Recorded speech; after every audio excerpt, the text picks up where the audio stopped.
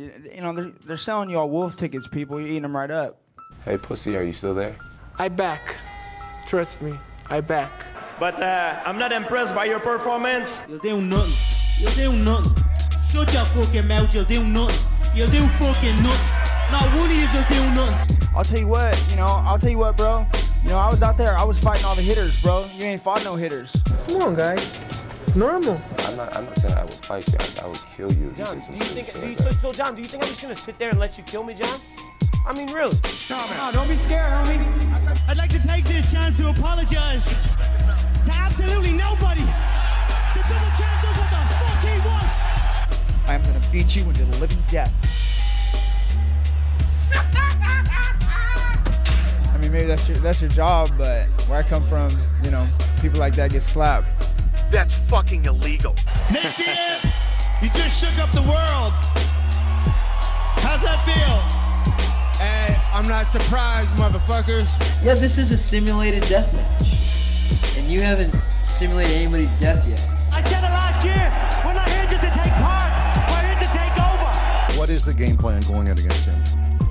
The game plan is you go in there, hit him with some good shit, don't get hit, and come home with a pocket full of cash. Who the fuck is that guy? Everybody's on steroids. The whole UFC, everybody.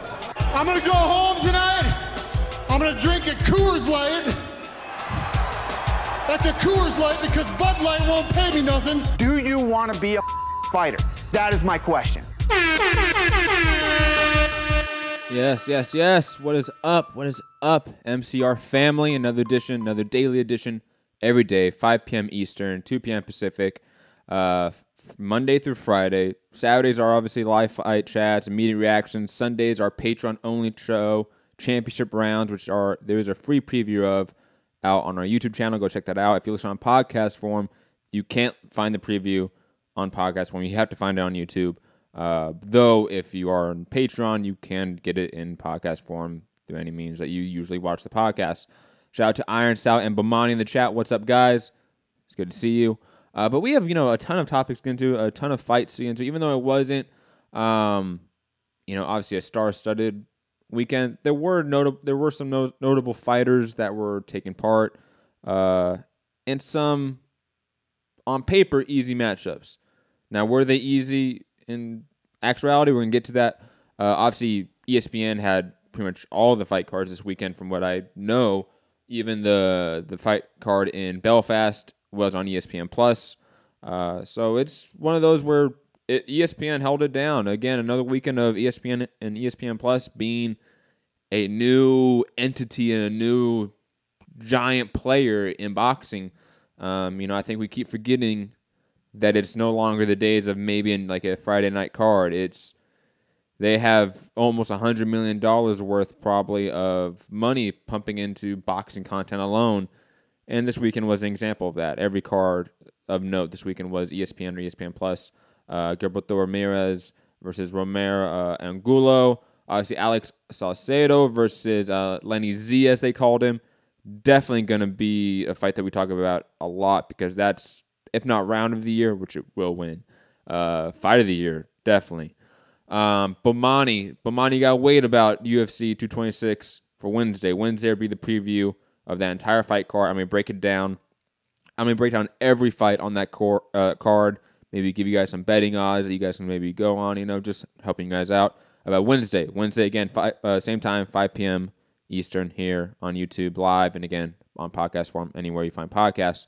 And soon to be Spotify and iHeartRadio. So keep an eye out for that as well. But yeah, digressing, so much to get into. Michael Conlan, Mikaela Mayer. There was a ton of notable fighters and prospects and champions that were fighting this weekend. So let's just delve right into it because, we also have a ton of news topics to get into. And as you may know, if you do not know, all boxing content is in the first half of the show, and all MMA content is in the second half of the show. For any of those that are obviously following me from TBV, just to keep you guys happy. But Rashidi Ellis, just to start off chronologically, started off the weekend on Friday for Golden Boy on ESPN, regular ESPN, not ESPN2. he didn't put on the performance that he fought Alberto Mosquera, just for those that want to know. The card itself was not that impressive. It was in Cancun in Mexico, so that sort of explains how lackluster the card was. But Ellis also was a little bit lackluster. I mean, we've seen him lately kind of knock out people, flatten them, style on them. And even though I thought he won, if not every round against Alberto Mosquera, he obviously was the winner. He dominated the performance. But he couldn't put him out. Mosquera was always making him work. Even though it wasn't like we saw Rashidi Ellis get like anxious. Like he wasn't anxious or worried in the ring, but he was constantly working. He had to. He was constantly moving because he had to. Because Mosquera was in his face the entire fight. But Ellis is just too good. He was too fast. His combinations and his attention to the body is phenomenal. He was working the body throughout. Definitely slowed down Mosquera. Allowed Ellis to really, work on the back foot and just beat him. Iron Sal has asking, has Oscar released his quote unquote big news? Yes, we're definitely going to. Obviously, just so you guys know, it's the one on the right. That's a little bit of the big news for Oscar. We're going to delve into that in the second part of the show. But Rashidi Ellis, 20-0 now, undefeated at welterweight. Where does he go now? I want to see him in there with someone. If I could have a perfect scenario, man, you throw him in there with a Lamont Peterson or Brandon Rios. Hell, you do something like that. Put him in there with a name that we know that has some cachet in the market, and that's what you should do with Ellis because he's ready for that. Even though Mosquera gave him some work, so to speak, and when he did connect, he connected good as well. You can just tell that Ellis is a level above. And if not Lamont Peterson, maybe like Ordonis Ugas. Like, I would love any of those matchups. Now, obviously, Ellis being on Golden Boy's side, and the fighters I mentioned being on Al Heyman's side, makes it a little bit difficult. But, I mean, if you're Ellis, you push for those fights because there's really no one on Golden Boy's side for 147. So you kind of have to go to Al Heyman's side because everyone at the top is basically Al Heyman. Or you go, maybe the top ranked side. Maybe you try to get a Jeff Horn fight. But even then, it's unlikely. I think you try to get a Ugas, maybe a Thomas Delorme, somebody of that nature. Yeah, shout out to Ellis, good win, unanimous decision. He won practically every round. Out of the 10-rounder, he probably won 7 or 8 of them at least. Moving over to, again, chronologically, the ESPN Plus card with Michael Conlan headlining over in Belfast, Northern Ireland. Before I head to the Michael Conlan fight, talk about the prelims beforehand. Jonah Carroll and versus Declan Garrity, and then Jack Catterall versus Tyrone McKenna. 2 really fun, competitive fights that I know no one would really talk about in most of boxing YouTube. I guess let's just be honest. Probably the UK boxing YouTube, side of it, they probably talk about it, but for podcasts and radio shows, no one's talking about these fights. Jonah Carroll versus Declan Garrity, arguably fight of the year. That was a fantastic back and forth, especially on the same day when we had Alex Saucedo versus Lenny Z. Jonah Carroll led it off. And I remember I was texting Rob, shout out to Robbie Hearn in TBV, and a couple other people, and talking about how good this fight was and how this fight's amazing. And obviously, Saucedo went on and probably outdid it. But Jonah Carroll won it. Fantastic fight. Definitely go check it out. It's on ESPN Plus for those that have it, and for those that don't, you can probably find it on YouTube. Come on, just type in Jonah Carroll versus Declan Garrity. Find the how do you spell it on BoxRec. It's not that hard, people. But Jonah Carroll, I would love to see him, fight. He's at 130.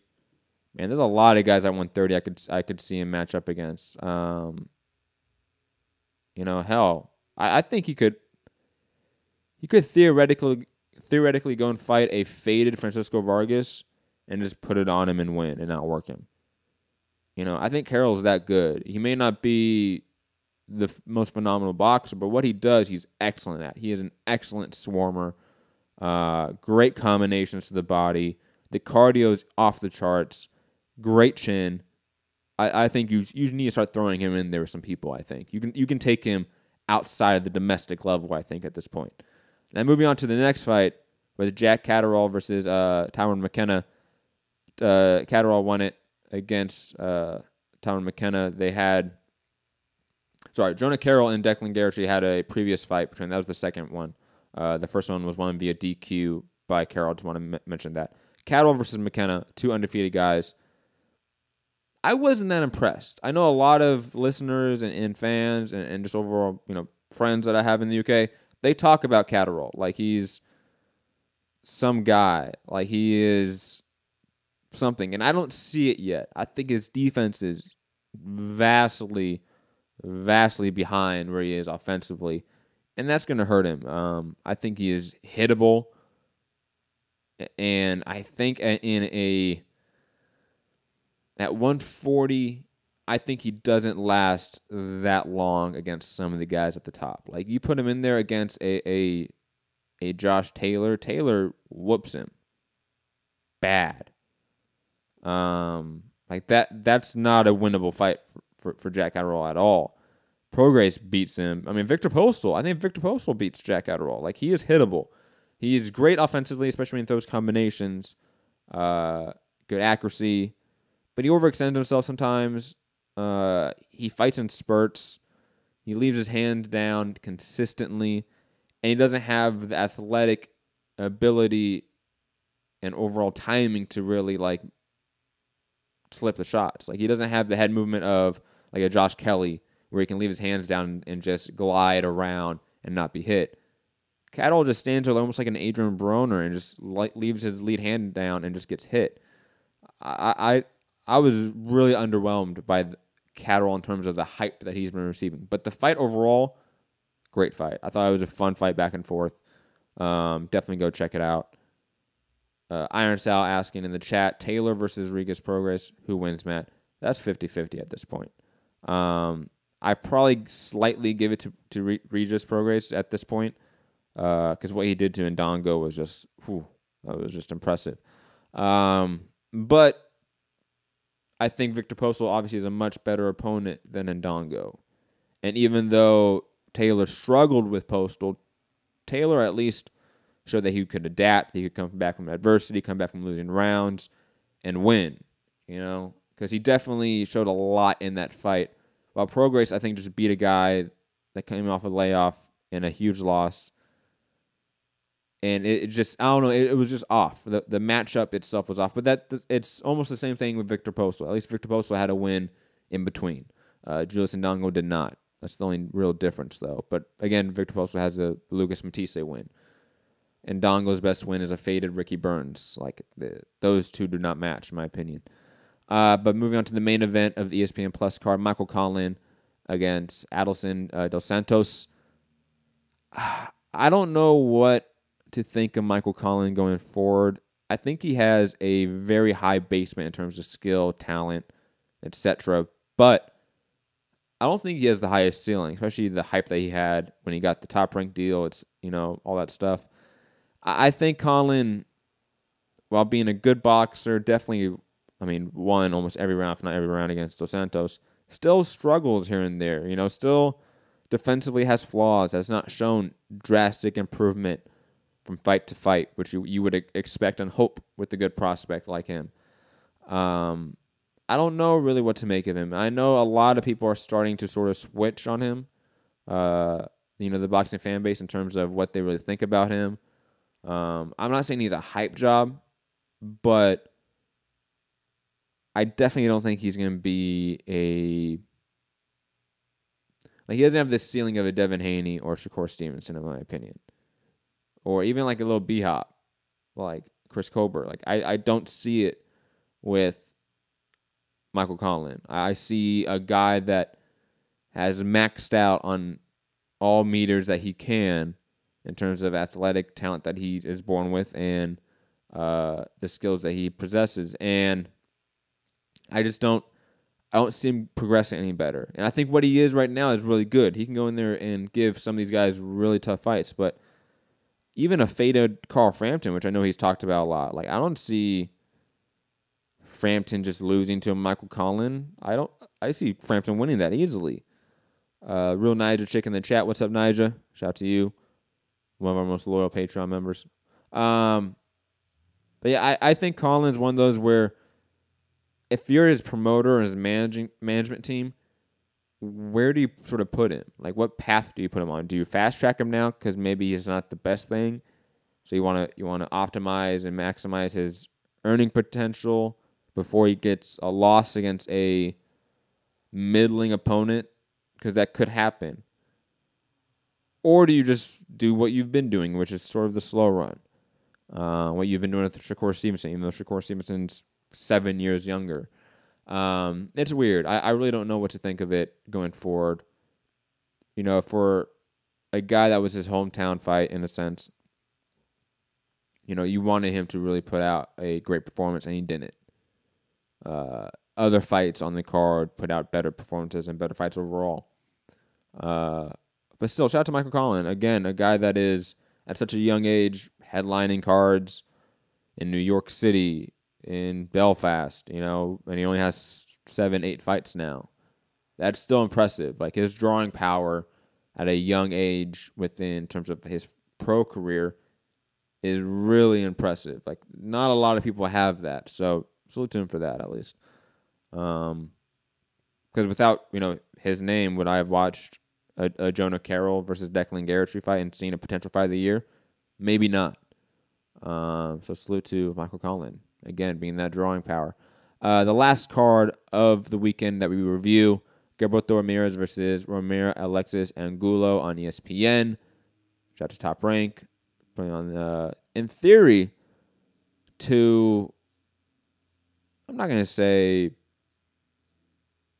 tune-ups, because Lenny Zappavigna is not a tune-up. Like, he's lost to some really good opponents, and he's only lost to really good opponents. So Saucedo, even though he was expected to win, no one expected the fight that was going to be. And before I even jump into that, shout out to Mikaela Mayer, putting on a great performance, even though I think she was throwing too much on her punches and sort of not necessarily gassed out, but her cardio wasn't up to pace, in my opinion, with what I've seen in the past. I would have liked that to be fixed, and I think she will. Like, I think, again, she just put too much on these shots sometimes, and she tired herself out.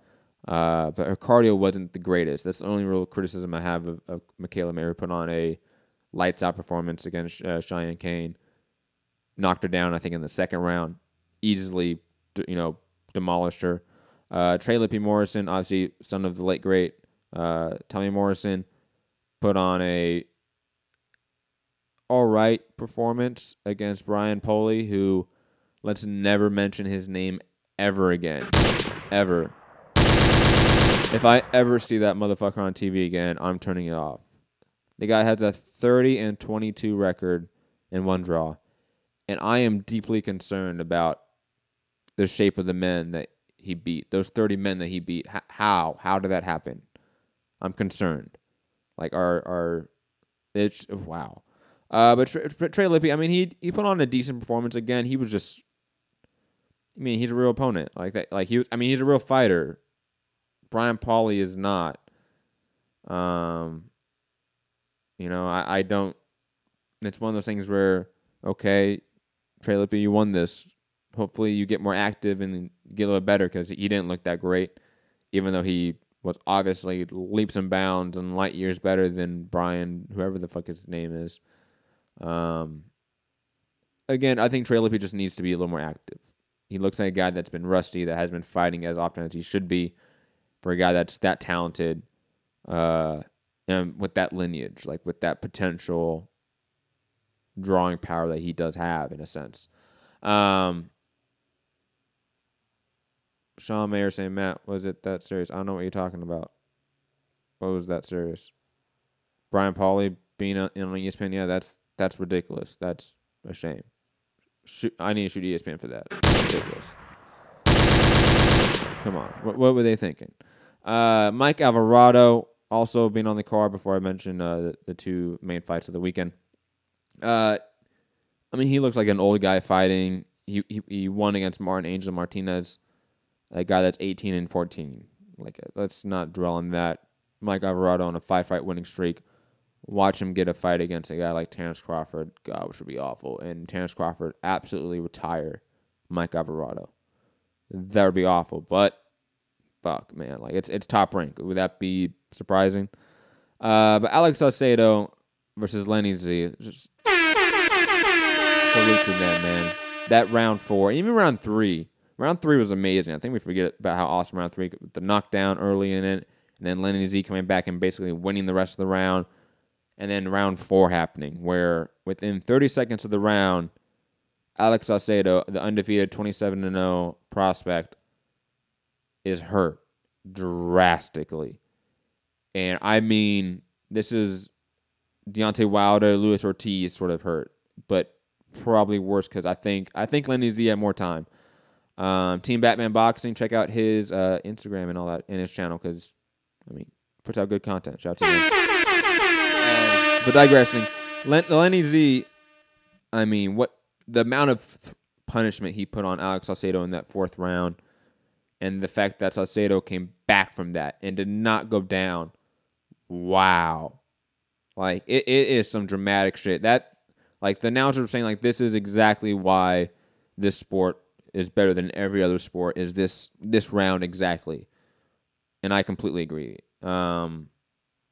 Saucedo, he definitely put on a great comeback after that round because he basically won almost every round after that. Lenny Z completely gassed out in that 4th round afterwards. Put everything out in the gas tank that he had, trying to get him out of there.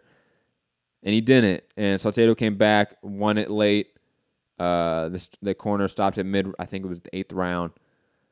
Saucedo, man, I know they talked about Maurice Hooker next. That's a phenomenal fight between two guys right there. I would be hyped about that extremely.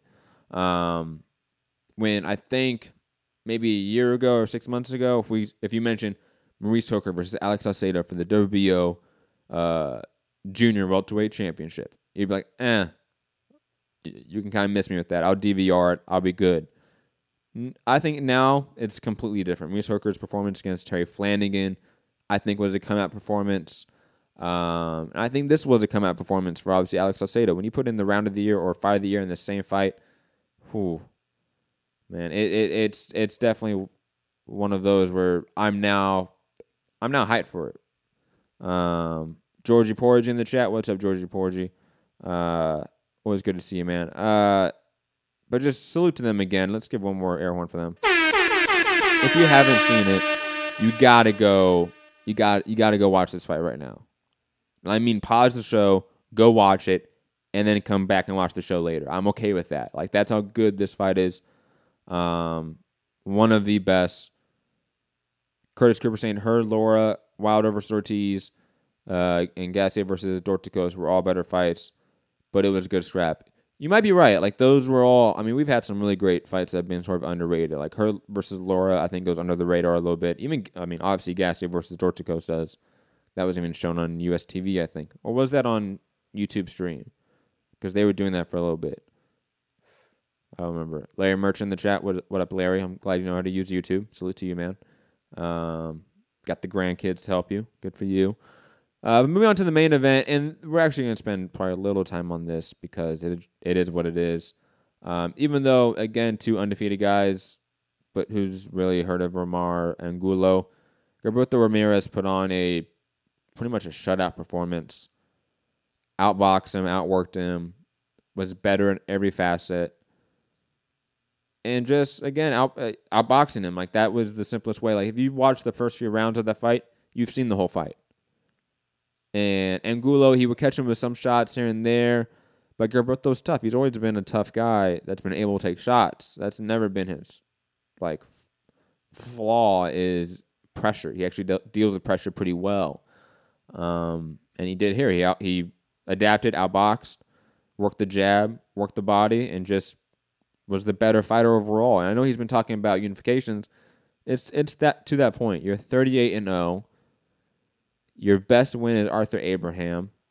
or Jesse Hart, depending what your opinion is. And I'm not going to argue which one is who. But it's one of those where it was like, like after that co-main event, like you couldn't, like there was nothing that they could have done to make us happy.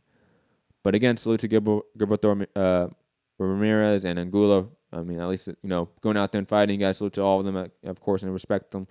But moving on to the news of the day, yes. Because I woke up to this news, and I was, not shocked. None of us were shocked by this. But, I've been saying it. World Boxing Super Series on DAZN. DAZN's coming at ESPN. And it's going to be the new HBO versus Showtime. It 100% is going to be that. I think, first off, now World Boxing Super Series has Bellator, Eddie Hearn's entire schedule, basically. And now World Boxing Super Series. DAZN is probably going to be worth at least $10 or $15. 20 is still pushing it. 20 is still absolutely pushing it. But, hey, it's at least we get some sort of access to it, and it's a platform that has a ton of other fight sports on it, a ton of other boxing on it. We're talking about combined with all three of those entities, Bellator, WBSS, and Eddie Hearn's Matchroom USA, and plus some of their Matchroom UK cards. Talking about at least 50-plus fight cards a year. Like, you're talking about at least maybe 2 or 3 on some weekends. Like, it's one of those where the product may definitely be worth it going forward. As someone who criticized it a lot, they're at least putting out a lot of content. And if they put on good fights and good matchups, it will be 100% worth, I think, the price of admission. Sean Meyer said, are you going to be on iTunes? I am already on iTunes. You can check it out. Mixed Combat Radio, all platforms. iTunes, Spreaker, SoundCloud, Podcast Addict, soon to be iHeartRadio, Spotify. Basically every platform you can find podcasts, you can find this in podcast form. And also patreon.com/Mixed Combat Radio. And all the links are below in the description of the video or the podcast, however you listen to it. All the links are down there. So just click on the description, click on whichever link you want to go to, subscribe, support. But yeah, shout out to DAZN. Again, making money moves, man. They're coming at ESPN and everyone. And it's going to be sad that, hey, Showtime, man, I got to say this for you, man. Please believe your demise will be televised. It is, or streamed, as we should say. It's Showtime should be absolutely worried about how much content is going away from Showtime and HBO. Because when they dominated the marketplace, it was really only them. They had a basic monopoly on the network and the networks of boxing in the U.S. for a long period of time. ESPN Friday night fights never competed. Let's be completely honest with that. But now we got DAZN and ESPN really competing with it. ESPN having a bigger budget than Showtime and HBO combined. DAZN having a bigger budget than them combined, absolutely. Yeah, if you're Showtime, you're absolutely worried and you are trying to figure out how to keep your assets, basically, and lock them in. If you're HBO, God, what the fuck do you have going for you? Seriously. I even saw articles coming out now, which we're going to get into with Golden Boy later, about their Facebook deal. HBO's dying in terms of boxing content. And Georgia Porter just said it. The dinosaurs are dying. Yeah, you're right. Like the old paradigms and the systems of this sport are sort of being chipped away. It's going to be interesting, like 10 years from now, what it looks like. Curtis Cooper saying, looks like Richard Schaefer has stepped in to help with the U.S. market for DAZN after they failed with Matchroom. I want to say they failed with Matchroom. Depends who they lock in. We have an announcement July 16th, I believe, which they're going to announce who they've signed and everything, some sort of a schedule. I think they're going to be just fine. You're gonna have Anthony Joshua on DAZN. Like, it's gonna help. It really is. Hardcores are gonna buy in, and It may not be an instant moneymaker at first, but it's all about, entering a new market. Georgie Porgy saying music industry 2.0. Yeah, I mean, if there's probably a great article out there that needs to be written about the parallels of like the music industry going from like CDs to streaming, and then like boxing and sort of sports media from traditional broadcast television to streaming. That would be an interesting sort of parallel research or article. But speaking of the World Boxing Super Series and their next tournament, confirmed that Edward Tarnowski, who was last seen getting his ass knocked out in 40 seconds by Julius Ndongo, which I predicted. Never forget that. Just saying. We'll be fighting Kaylee Raylick for the WBA World Title and Ali Trophy in the quarterfinal. I actually like this.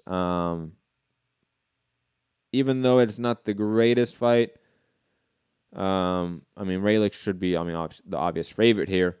It's still, I think, an interesting matchup in the division. Where's Edward Tarnowski been? I have not looked at his box rec at all. Maybe he's won some fights since then.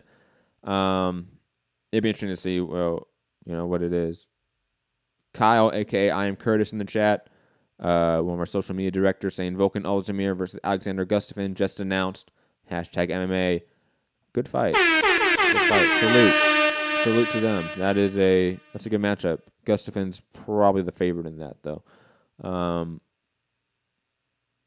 Louis in the chat saying Raylick is tough as nails. Completely agree. I mean, what he did to Francis Bartholomew twice. That was impressive, man. Come on. Another good fight that was matched up or announced, probably a fight that's much better, I would say. Adonis Stevenson versus Alexander Vajdic, eyed for November 3rd in Canada. Stevenson's side won the purse bid via $2.1 million versus the $1.65 million submitted by Top Rank. 65% of the winning bid will go to Stevenson. First off, they're going to get paid a little good check, so good for them. And I've been ready for an Alexander Vajdic sort of coming out party. Adonis Stevenson, while not looking fantastic against Badou Jack, definitely looked like he's still credible and still a legit champion, of course. So if Vajdic comes out here and beats Stevenson, we have an instant new player in this division that's going to match the Bivol and the Better Beeves of the world in Eastern Europe, holding it down for this division, it looks like, potentially. But I love the matchup, and I like that they're getting paid as well. Should be a good fight. A fight, both guys at range. I think Stevenson's definitely come in with that, obviously his left hand a lot, trying to get that knockout, like leaping in on the inside, darting in. And you're going to see Vajdic, I think, boxing a lot, using fundamentals. And I think Stevenson should be the favorite, to be honest. But really good matchup. That's a really good fight. Interesting to see what network it's going to be on with Adonis Stevenson. I mean, it's to be assumed that it's Showtime in the U.S. because it's, that's what even the article is talking about. But it's going to be interesting because obviously Top Rank / Vajdic do have an exclusive deal with ESPN. So, again, ESPN coming out Showtime. Just saying. I'm just calling it. The demise will be televised. Again, another fight being announced, or not necessarily announced. This one's actually more unannounced. Joe Miller versus Kubrat Pulev eliminator still in talks because Joe Miller does not want to go to Bulgaria, which I do not blame him since it's Bulgaria. But unfortunately, they're talking about fighting the winner of Manuel Char versus Oquendo. I don't want to see that if you're Miller. Get it fixed. Get it, whatever you need to do to make this fight, get it. I think it makes perfect sense if you're Joe Miller. And I think it's just a much better fight than Manuel Char Oquendo winner for Joe Miller. Like, I don't want that. I want a Pulev fight. Get this IBF mandatory out the way. Because let's be honest, if we end up with Pulev being the IBF Mando, because no one wants to fight him, because no one wants to go to Bulgaria, we will be stuck with an Anthony Joshua versus Pulev fight. And we don't want that. We don't want that at all. Louis in the chat saying Pulev is so unreliable. He is. No, I definitely understand that. I mean, he is turning into one of the most difficult people to deal with and negotiate with in boxing, it seems. It's just one of those where I think the fight on paper makes a lot of sense. If you're Joe Miller, it's a direct line to an AJ fight. And fuck, man, I don't want to see Kubrat Pulev fight AJ. I really don't. Like, we're already seeing Povetkin. We don't need to see all of Vladimir's leftovers. Like, let's see the new generation fight each other. We don't, like, let's be honest. Like, let Miller fight Pulev because I think he needs sort of that win to cement where he's at. But yeah, I kind of unfortunate that it's sort of seemingly falling apart last minute, just like with every Pulev fight. And speaking, or I should say digressing to what we were talking about earlier with the Golden Boy on Facebook, Main Events and Golden Boy unite for a Facebook Fight Night deal. 5 fights a year. First one is Jojo Diaz versus Jesus Rojas, and the second one is Sullivan Barrera versus soon-to-be announced opponent. The first one's August 11th. The second one's August 18th. I saw a ton of articles saying, yep, further sign that, man, HBO is dead in the water. I mean, all they have is Canelo and Triple G, seemingly, and Jacobs. They have those 3 at middleweight. That's about it. I don't think Andrade is signed to HBO, right? And it's also another streaming deal. It's another DAZN. It's another ESPN Plus. It's another sign of, man, if you are a Showtime, which you at least have the product right now, but don't have the new mode of the medium, so to speak, you got to get on it. You got to fix Showtime anytime and get that shit working like any sort of streaming device and app. You have to right now. You have to start locking down some of these guys to, I mean, exclusive network deals, unfortunately. If you're Showtime, it may not be what's best for us fans, but theoretically we already have that with ESPN. Top Rank has exclusive deals with ESPN. That's why they made sure the Linares-Loma fight was on ESPN and not HBO. Santiago in the chat saying HBO has become an afterthought these days. I think an afterthought is actually being nice, to be honest. Like, again, what fights do they have on the docket? Do they have any fight cards announced? And now with Main Events going over to Golden Boy, we don't think Kovalev is... I mean, going over to Facebook. They're going to put Kovalev on Facebook. Fuck yeah, why not? It seems like Facebook's handing them a bag. You know, why not? Why not think that? So if you're HBO, you really only have Canelo versus Triple G pay-per-view, which, to be honest, they're going to make a lot of money from if you're HBO. So they're going to be happy with that. But that's it. That is really it. And then you have the Vans Monterosa Triple G fight, which, I mean, did they break even on or make money on? Who knows? God knows. Curtis saying Showtime sells the biggest fights. They have given us a lot of World Championship matchups this year. And Louis asking, Matt, have you set up a Facebook page yet? Yes. Mixed Combat Radio, all platforms. It's right there, actually. Right there below the screen. Facebook, right there, at Mixed Combat Radio. And also the link is below in the description. So if you want to click it, you can just click on the description on the YouTube video. But back to Curtis's point, you're definitely right. Like, Showtime is definitely a behemoth right now in the boxing market. But I'm not talking about necessarily what is right now. I'm talking about what's 18 months from now. What is 5 years from now.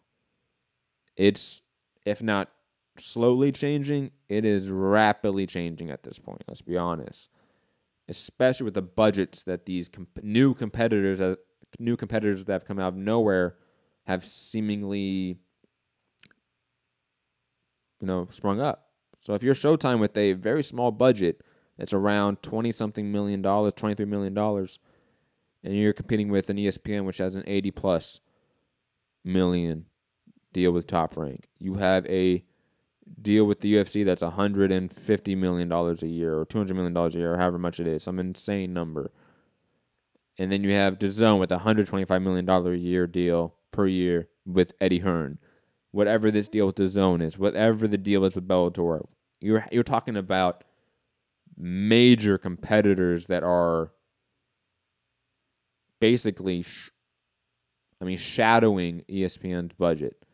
But I mean, obviously, you're right. I mean, Showtime, like you said, they put on the best fights this year, arguably, in the last few years. I mean, from like 2013-ish, I would say, to about now, it was the Showtime era. Like, Showtime ran supreme in the sport. They put on the better product. Their commentary team was better. Like, they were better in almost every facet, let alone having a deeper stable of fighters in their network, etc. But it's different now. It is vastly different in 2018 heading into 2019. Santiago saying Showtime took the initiative with their Showtime Anytime app having a live option, letting me watch from any place, even on the Xbox. That is true, but I mean, I've had it where it's not worked sometimes. I've had it where some cards you cannot watch on Showtime Anytime live.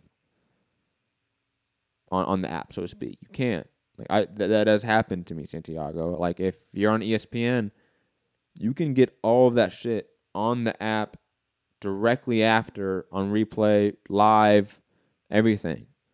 I can go right now and watch every card on the ESPN app right now that was over the weekend, all 3 or 4 cards, right?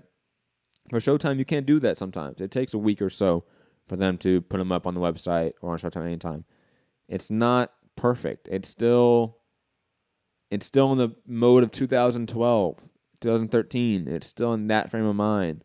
It's not in 2018. In the age of technology, eras for technology and trends are quickly shrinking in terms of their length. How long is the streaming era going to last? God knows, but it is definitely going to be the new era, and I don't think Showtime is going to compete with ESPN and DAZN moving forward unless they make some overhauls with their product. MR Box saying Joseph Jojo Diaz versus Jesus Rojas. Yeah, for the WBA World Title, featherweight title on Facebook. Yeah, we just talked about that. Case in point, this, which I just showed. Facebook now entering the scene as well. I mean, another competitor. It may not be one that can really compete with Showtime, but it's a start. It's a start of something different. But speaking of a Showtime fighter mixed with a bunch of other network fighters, Leo Santa Cruz calling out Oscar Valdez especially. He made mention of Gary Russell in passing, but he wants that Oscar Valdez fight. And he did mention Amara's trilogy fight, but I mean, come on, get out of here. Get out of here, Leo. We don't want that. We don't want that, man. I love the Leo Santa Cruz Oscar Valdez fight. You put that in LA in the Staples Center. It does great numbers in attendance, on ratings. I think you have to make that fight right now. I think it makes perfect sense. And there's really no reason to marinate it. Like, these guys aren't getting any bigger than what they are. They're going to be regional stars in a sense for boxing, and that's about it at most. The casuals do not care about Leo Santa Cruz, and I think they really don't care about Oscar Valdez. And I think they just have a hard time caring about anyone under 147 pounds. Let's be completely honest. You get the occasional lightweights that do well. You get the occasional guys that draw at lower weight classes, but in the U.S., come on, man, like they've never really done that well. They do well in their market. They do well, in terms of attendance. So put them in L.A. and it's going to sell out. I'll make note of this comment in the live chat because it's actually pretty funny. When does the 30 for 30 come out about the TBV breakup? That's hilarious. I'll give you that's good. That was good. That was funny. Going over to the next piece of news. Joe Smith Jr. getting a comeback win after his broken jaw against Sullivan Barrera. Gets a KO win early and now hopes to fight Sergey Kovalev. Just want to make note of that. I didn't watch it, but just want to say salute to Joe Smith for coming back. Always been sort of a blue collar, like, fan favorite of the sport. But let's get into some drama. I mean, let's just get into it. Yo, Pacquiao sending shots. He is not happy. Any of you radio personalities think you want smoke? Call me Mr. Chimney. I want smoke. Whoa, well, just calm down there, Pacquiao. Okay, we know you want that smoke.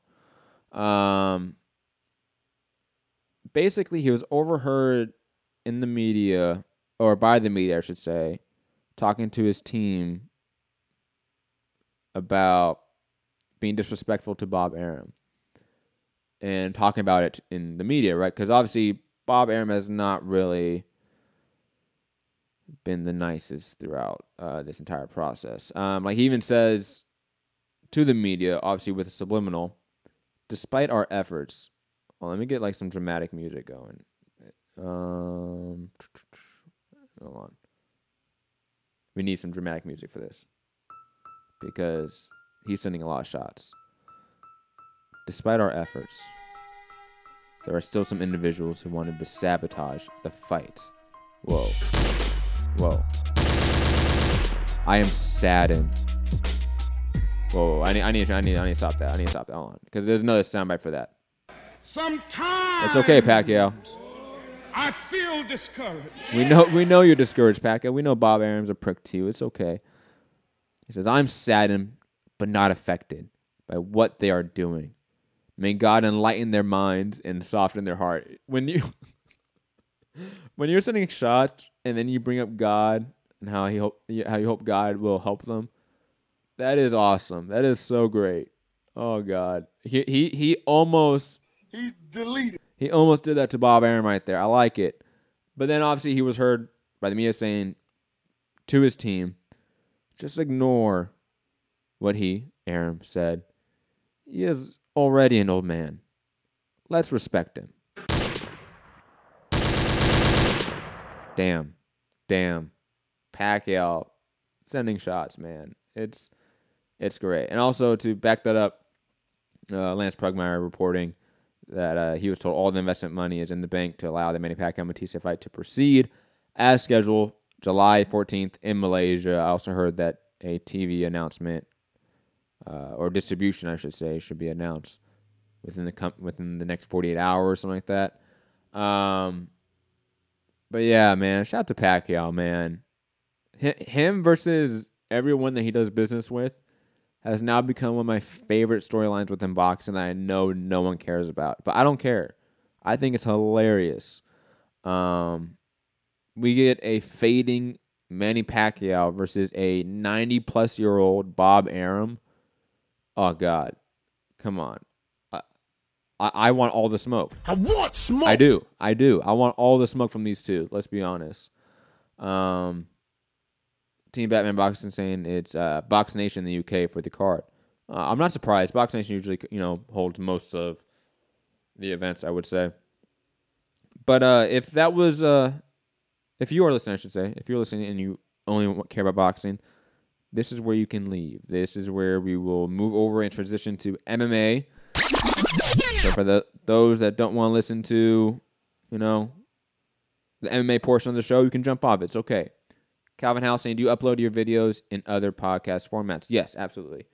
All the links are below in the description of the video, whether it be iTunes, SoundCloud, etc. Whatever way you listen to podcasts, there's a link below which you can find. Calvin, and I hope that helps. Moving over, and it's still like semi.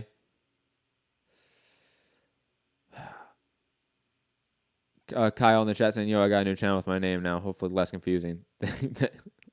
What up, Kyle? Okay, I'm glad. Let me just do that. Boom, you're added as a moderator. There you go. Chat to Kyle. But Tito Ortiz, or I should say, Chuck Liddell versus Tito Ortiz 3, take place for Golden Boy Promotions. Wow. Let's just. Chuck Liddell is 48 years old, and Tito Ortiz is 43. I really hope that they come out healthy, just to be completely honest here and non-joking for a second. Though, to be fair, per Josh Gross. ESPN reports battle agreements for, blah, blah, blah. Golden Boy wants a full MMA lineup and has courted several known BJJ competitors. I know ADCC heavyweight, that's Abu Dhabi Championship, for those that do not know. Heavyweight champ Orlando Sanchez, who's 5-0 in MMA, has been negotiating with Golden Boy. So I mean, at least we're getting some prospects that we, as let's say hardcore MMA fans, care about, so to speak, or should start caring about. Golden Boy seems to be wanting to feature them.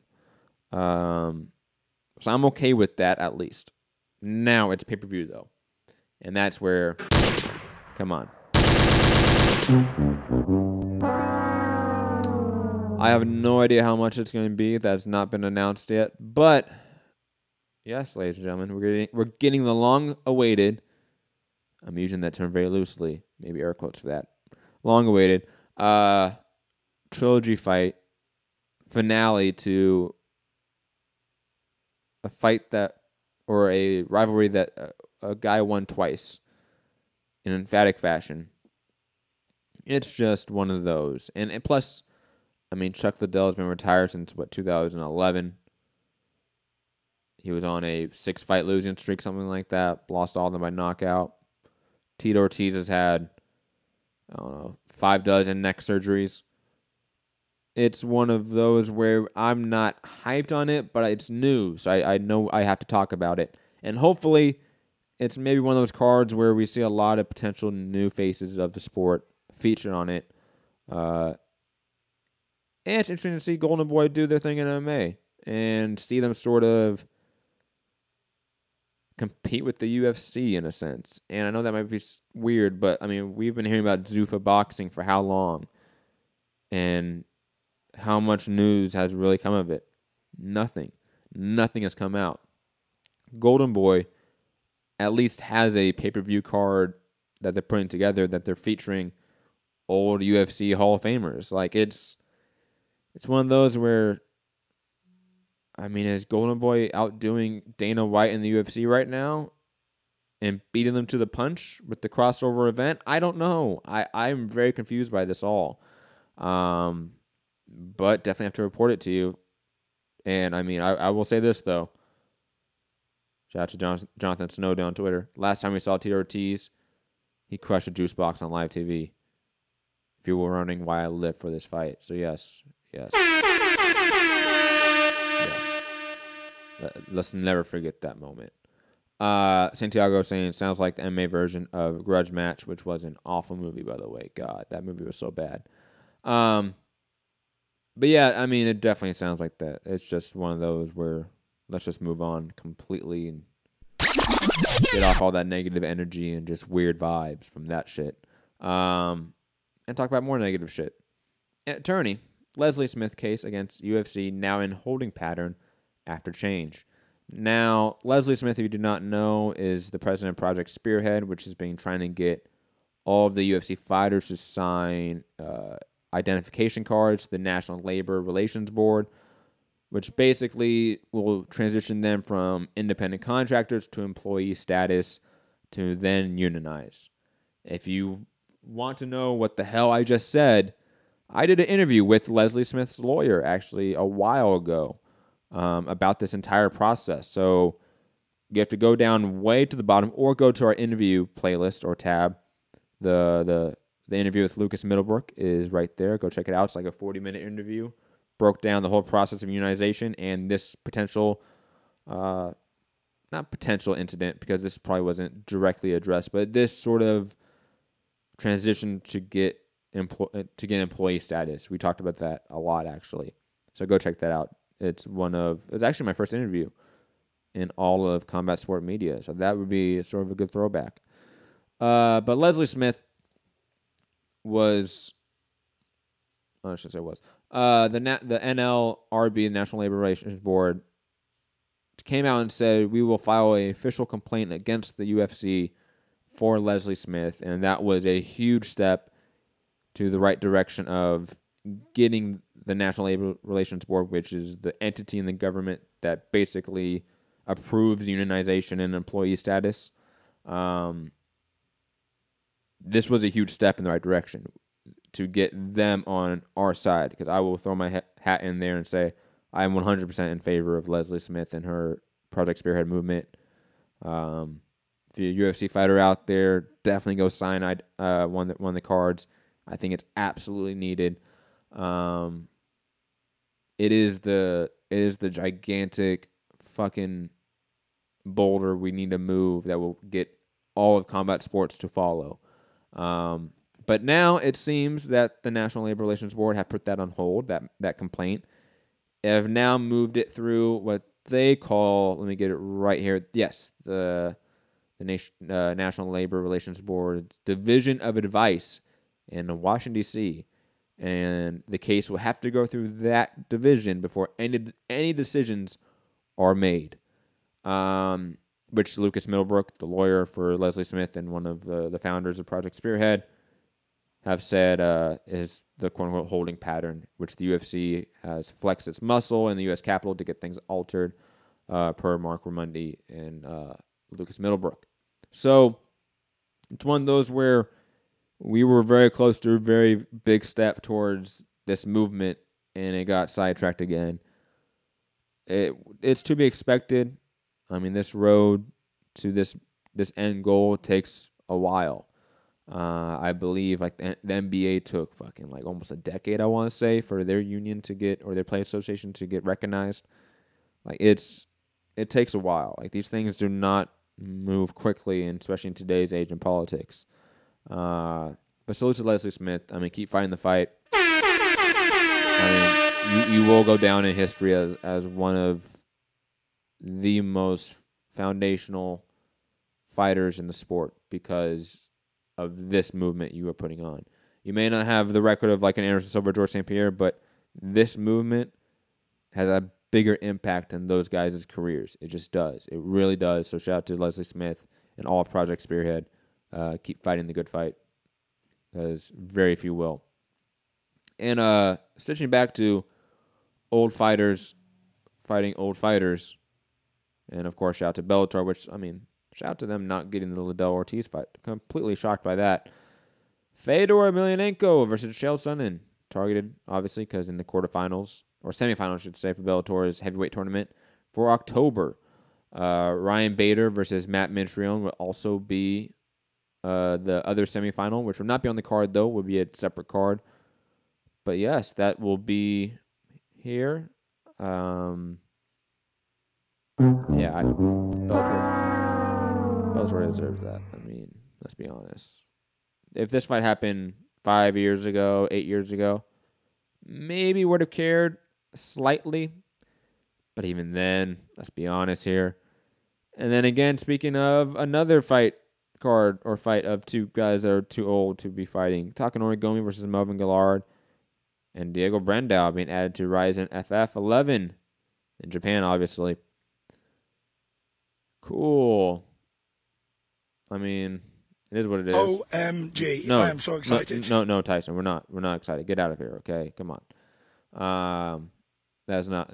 This is a fight that will probably be sorry about that. Probably be a big knockout for Takanori Gomi against Melvin Gillard. But that's only because it's Melvin Gillard, let's be honest. But, I mean, shout out to Ryzen, always putting on interesting Japanese cards. Another piece of news, Paul Daly officially signing a new deal at Bellator and officially will be fighting on the tournament, the World Grand Prix welterweight tournament for Bellator. Also setting his sights on Joe Schilling, which that means we might get Joe Schilling in the tournament, which, I mean, it's whatever. It is what it is. It would be a fun fight, let's be honest. I mean, Paulie Day versus Joe Schilling will be a fun fight for as long as it lasts, but Joe Schilling, man, that guy gets knocked out a lot. So I mean, I feel like it's a pretty easy decision or idea of who wins. But another piece of sad news, Andre Pedernera is stepping down as Nova Unal's leader after 21 years. I mean, kind of shocking, to be honest. You know, he basically was the face of that camp along with Jose Aldo. Him and Aldo reigned together like like any sort of great trainer and fighter combination, and they ran for like a decade. And I know the camp always got a lot of criticism for fighter safety and a lot of rumors about PD abuse, but Andre Pederneiras was a great trainer, Hall of Famer trainer, and it's kind of sad he's stepping down from a camp that he sort of made. But yeah, shout out to Andre Pederneiras. Again, phenomenal trainer. I want to talk about that Gustafsson versus Volkan Ozdemir fight a little bit in works for August. I wonder if it's going to be for an interim belt. I have not pulled up any articles on it, but that to me is going to be the curious thing. Like, do they throw an interim belt on top of it? But Gustafsson should win that. I mean, he's better in literally every category than the Volkan Ozdemir. So I think it should be a one-sided fight for as long as it lasts. A little piece of fun news before we head out of here today. I should say fun news, but interesting news. USADA put out their 2017 annual report, which you can find in the link in Shaheen Al-Shadi's sort of link down here. But I want to say this right here. Top 5 substances most searched by UFC athletes. Cortisone, creatine, cannabis, cocaine, and marijuana.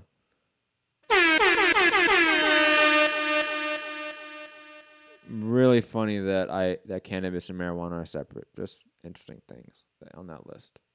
I find that pretty funny. But shout out. I mean, definitely go check out that report. I haven't read it really in full, but those sort of things always fascinate me.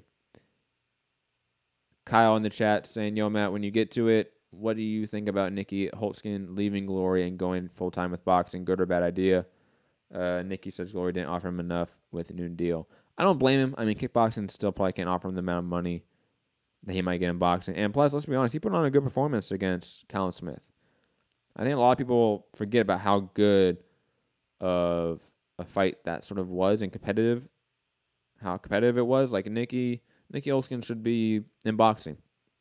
He might have a middling career, but he probably make more money in boxing. Let's be honest. So I really don't blame him. He said there is a possibility, Kyle was saying, there's a possibility Nikki could go kickbox in China, but I don't see them giving him more money than Glory would have. I don't see that as well. I think it's ridiculous that they would do that. Glory would be the place he would go.